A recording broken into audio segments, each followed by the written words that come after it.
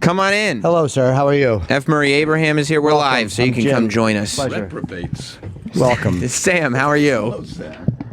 Welcome to the show. Thank you. Yes, well, thank you for being here. Very exciting times.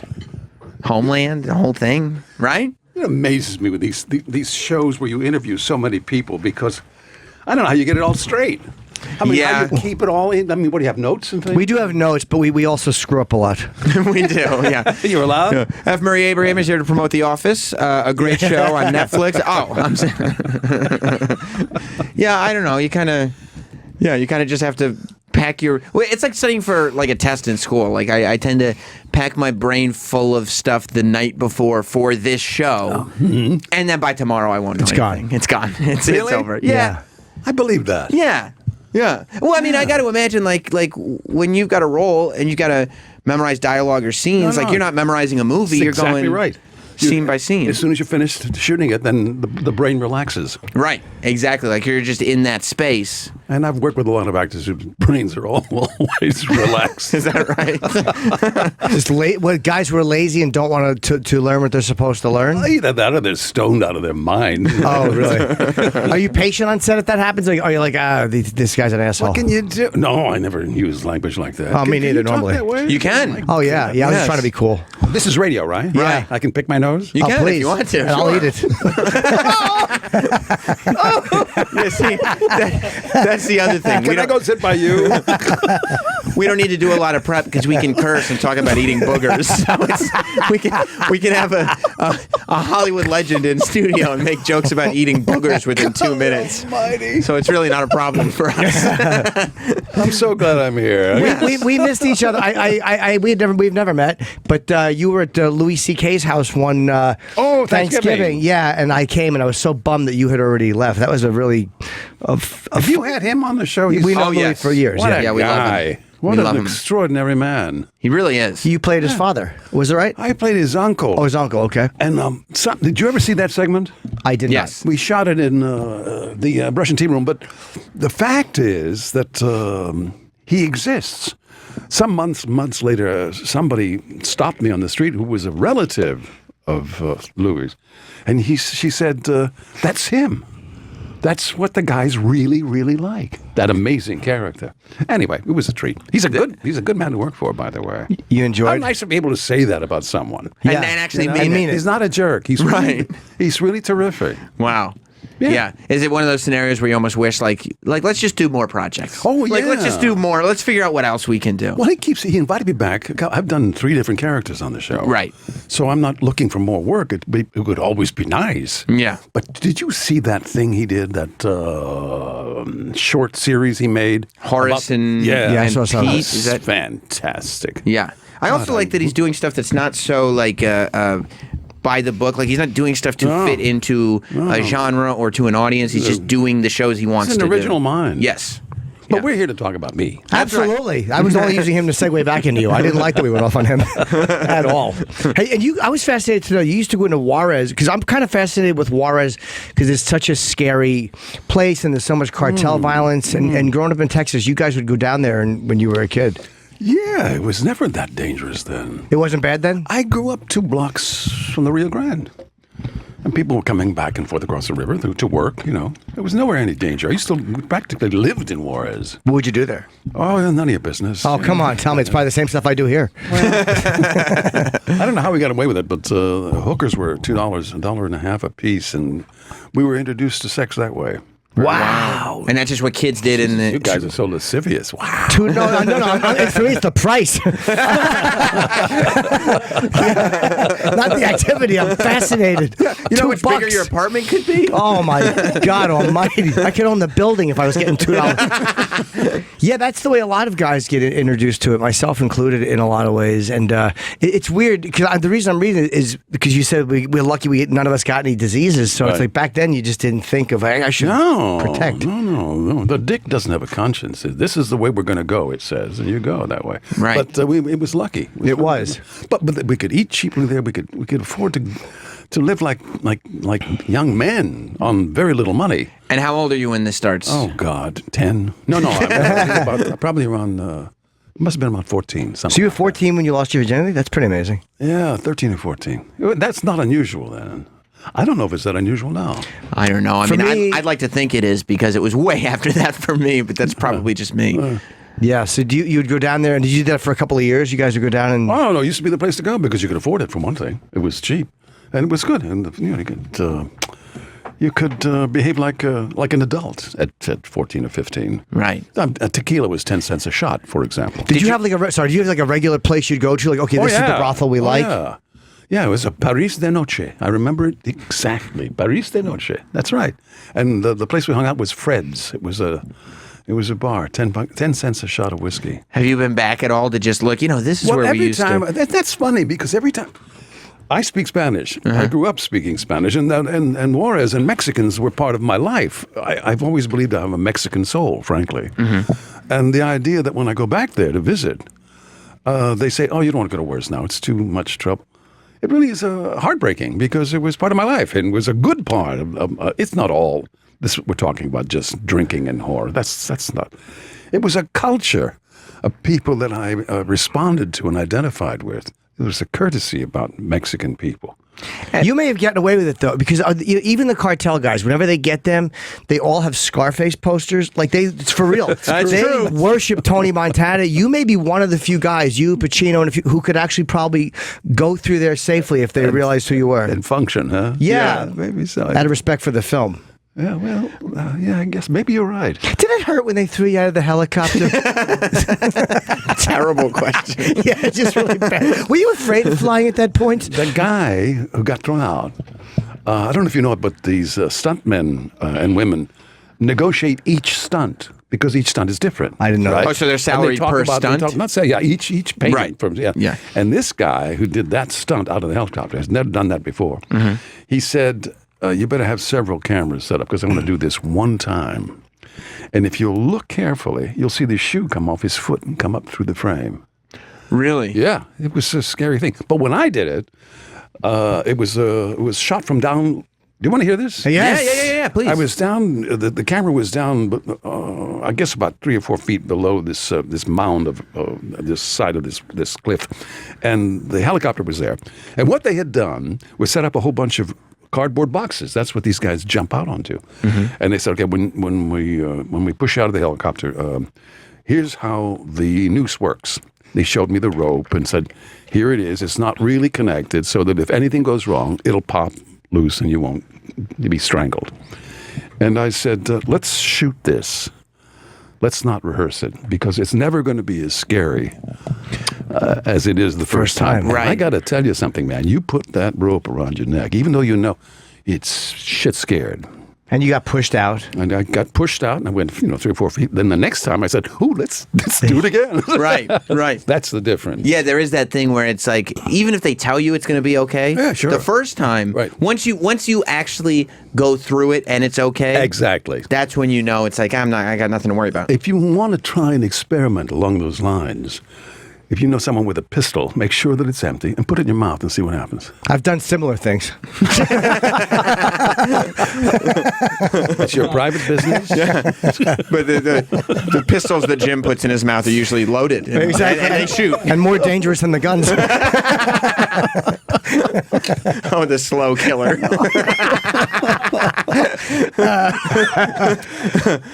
You guys get paid for this. We do. It's Yeah, really it's fun. fantastic.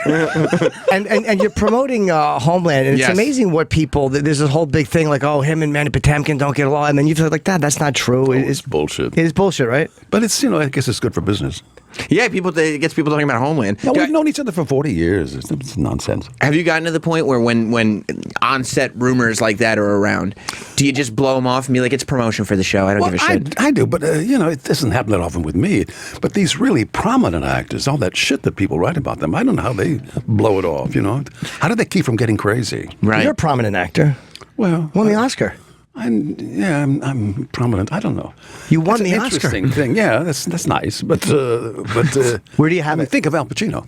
Right. To name Sure. a really good famous actor. I mean, I did a play once with A couple of very famous people. What did I do? Waiting for Godot. Who was in that?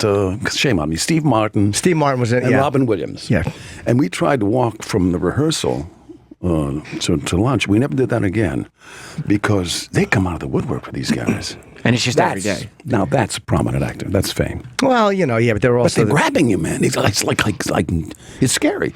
They were grabbing him. I mean, really pulling and take a picture with me. Come on, hey Steve. Hey, I like you.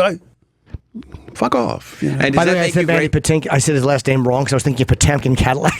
That's the Cadillac dealer. Battleship Yeah, Potemkin. I said his name wrong. Does that make you grateful for like your position? You're like, you know what? I have an Oscar. I don't need the level of fame that a Steve Martin and Robin Williams have if that's what comes with it. Well, that's true, but you also don't have the money that comes with it. That's true. Yeah, that'd be nice, wouldn't it? No complaints. My life is really in the theater. When you won it, obviously we ask everybody kind of a similar question. Like, what are you thinking right before they reach you? Like, there's no way I'm getting this, or did you kind of know? Like, I'm confident. Oh, it's that thing you have. It's like you're going out on a date. You think, is it going to work tonight? Is it Right. gonna be, and you just hope for the best. And you try to pretend like it doesn't matter, and of course it matters like crazy. Right. It's not just an honor to be on the date. awful Like to the be honor is to seal the deal at the end of the date. That's the story that you want to go home with. Yeah, people talk about being cool. I know I may have looked cool, but I was, inside. I want it. Yeah. So you win it, and then you go home, and it's that whole party that night's got to be the most amazing thing because you're the man of the hour. Does that wear off in a day or two, or like? Yes, I was going to ask, when does the high wear off? When does that high? Yeah. Yeah, immediately. Does it? Really? Yeah, because what you do is you go from that, which Hollywood really does well. Yeah. And you go that to your life, which is back in Brooklyn. Right. My family, getting breakfast, getting the kids to school. Right. And you think, well, I like the other one too. Yeah. I'm still an Oscar winner. Is there a party tonight? They're like, no. Exactly. It was just the one in L.A. and then you got on a plane. But it was possible if I had stayed there, because I went back to Brooklyn the next day, it would have continued. Because they thrive on that. Yes. And it was a question of doing that and promoting myself and, the future. And I said, no, I want to go home. Oh, you wanted Wow. to go home? Yeah. just Do you your wish you family. hadn't for a few days? I wanted to share my Oscar with my neighbors. Yeah. Where do you have let your them know. Oscar? I get it right here. My mother is Italian lady, and I'm a real Italian son, I got to tell you. And she had it, God rest her soul, she had it there on the mantelpiece with 2 candles. She was so proud. Oh, you're Italian. I am, and my father's Syrian. He was a Syrian refugee in the last century. So does it bother you what's going on now, where you see that Yes, they're going to be exactly. denied entry? Being afraid of 3 or 4, 5-year-old Syrian orphan children doesn't seem American to me. It'd be nice to open the doors at least to the orphans, anyhow. Yeah, and you wonder too, like they were like, well, we'll bring them in when they're kids, and they're going to be conditioned to be terrorists as they grow older. And you're like, if anything's going to condition a 4 or 5-year-old to be a terrorist, wouldn't it be Not to bring them in. finding out Yeah. when as they get older? You mean I could have gone to America at 4 or 5 and they wouldn't let me in? Yeah, my family was super patriots because of that. I mean, they saved their lives. They came over here starving because Right. there was a famine in Syria and in those days. And the point is that my 2 brothers are in a military cemetery. I mean, we are patriots. I'm a spokesperson for the Multi-Faith Alliance for Syrian Refugees. Have you gone back a lot since? It's hard to go back these days. These days, A yeah. little bit dangerous. Sure. But I mean, like You over can't go the back years- anywhere. You can't go back to Syria. Right. You can't go back to Juarez. Juarez. Like you just left a trail of damage everywhere. Yeah, I take full responsibility.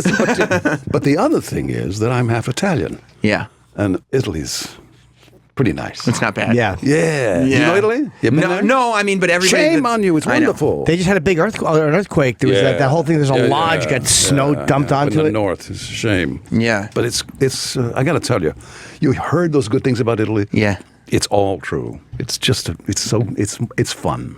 Yeah. So when yeah. did you- I've only heard good things from people who go to Italy. Like they're like they I've done just a lot of movies there. yeah. You have. Yeah. I hear the food is not good. It's true. Terrible. Stinks. Yeah. It stinks. So you, when did you move to Brooklyn? You guys are fucking crazy. When did you move to Brooklyn? I moved to Brooklyn when my second child was born because I couldn't afford Manhattan for a bigger apartment. And we went to Eastern Parkway across from the museum. And it was 7 big rooms for $240. Really? Right across from the museum. A little dicey neighborhood. Bed-Stuy was right there.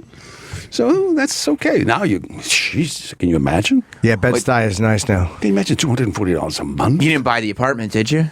Actually, we did. Oh my God! So you must have made a boatload of money on that we thing. made some money, yeah. Yeah. But you not must like have now. printed money. I mean, it's like ridiculous. Yeah. Too bad you couldn't have kept it and just rented it out. Right. Yeah. You didn't think, though. No, it was like a fraction of what it's worth now. Anyway, you do what you do. You do. Well, that's the one thing. You spent time in Brooklyn when it wasn't as nice, and now it's much nicer. So it's not just everywhere.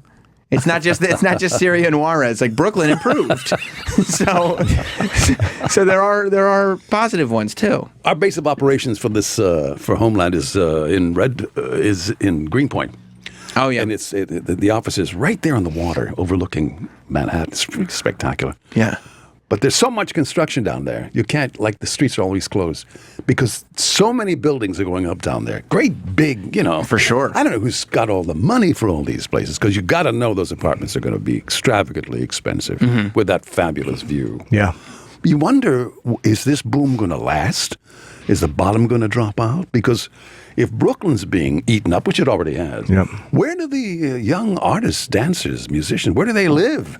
Yeah, you know what it is? They move into dangerous neighborhoods. Like a lot of these young people attack hipsters. They're a little annoying, but they move into neighborhoods that are rough, and so there's always a place that the rent is cheap and that they find and they move into, and then as they come, a coffee shop opens, and then all of a sudden more money rolls into it.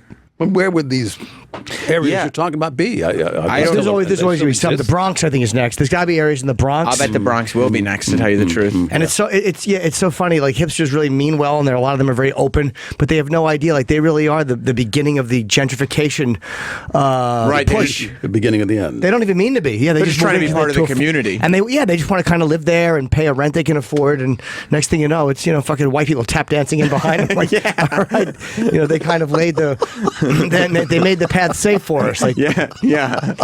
They have cleared the way. And they don't mean to be. No. They're a part of something. They're like the lead of something that they don't agree with. Right. They're just trying to go in and be like, yep, we're just here to experience what you guys experience. They're like, no, you're actually taking it away. Yeah. Yeah. Yeah, it's not intentional. So when does Homeland premiere? Well, Homeland's on Sundays at 9 p.m., right? Oh, is it already on this season? Shut up.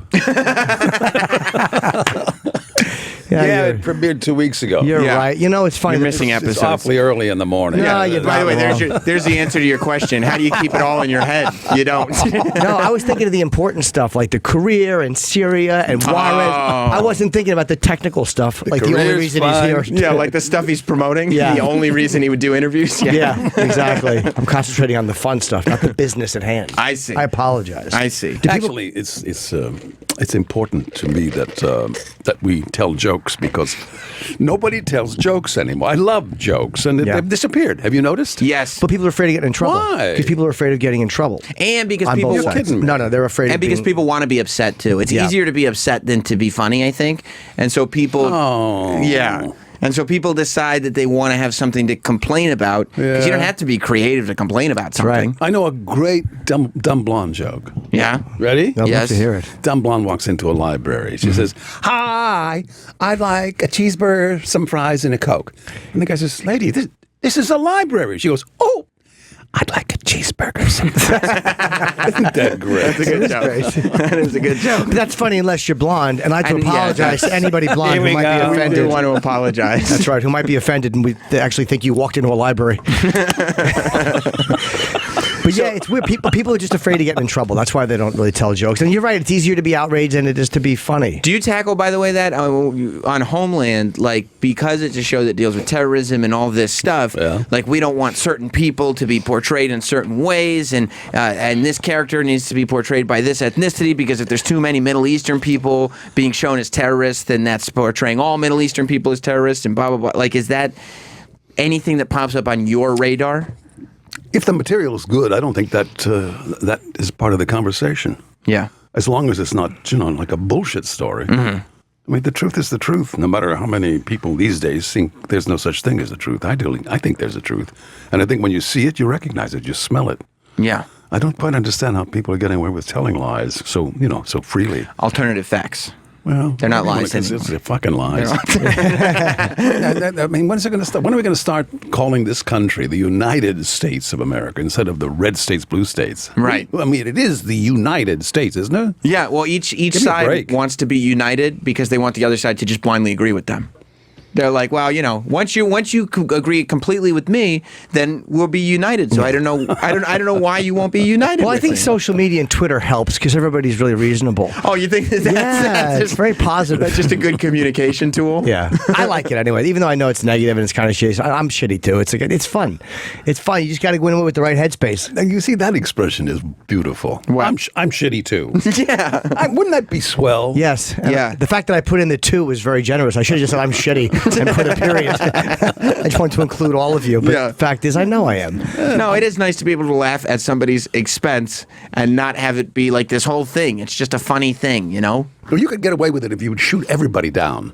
If you could insult everyone equally. You know? Right. Don't exclude anyone. But you try that, but then people always find a reason why they shouldn't be insulted. Well, you've never fuck been 'em. marginalized. Yeah. Fuck them. That's I'd love exactly to. right. Fuck them if you can't take a joke, right? Yeah. We were looking at God, my mother, God rest her, she would beat me if she heard me talking like this. The language, right? she didn't like bad language. She wouldn't let us watch The Untouchables. Really? She was tough Italian. No, that's not the Italians. They other. What about the Jewish gangsters? What about the Irish So gangsters? she was there.